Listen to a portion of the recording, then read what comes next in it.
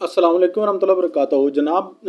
अभी जो मेरे शागिर्द हैं, मेरे बच्ची हैं, बेटियां जो भी हैं हाज़िरी करने वाले, जिनकी हाज़िरी जो है नहीं हो रही, रुक रही है, तो उनको मैं इतला करता हूँ कि वो ये अमल जो है एक तस्बीह जो है हर रोज़ करें और अपने अमल को मतलूबा अमल को जो आपको पहले दिया गया है उसको साथ मिलाकर पढ़ें।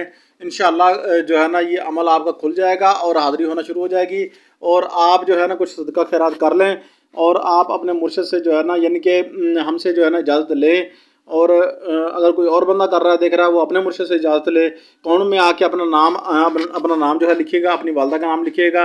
इंशाल्लाह आपको इजाज़त जो है वो हो जाएगी। हमारे सिलसिले के जो मुरीद हैं, चिश्ती सिलसिले के जो बच्चियाँ बच्चे मुरीद हैं, ठीक है, हमसे जो फैज़ जो है हासिल कर चुके हैं, तो उनको चाहिए कि वो हमसे जो है ना इस कमेंट में आगे रब्ता करें। अगर जो बंदे न्यूट्रल देख रहे हैं वो इस अमल को करेंगे इंशाल्लाह उनको उनके पास एक बुज़ुर्ग हाज़िर होंगे इस अमल करने के तोफ़ैल, ठीक है। आंखें अपनी बंद कर लेनी है, शरीनी 225 की पास लेके रख लेनी है। उसके बाद जनाब आपने ये अमल करना शुरू कर देना है।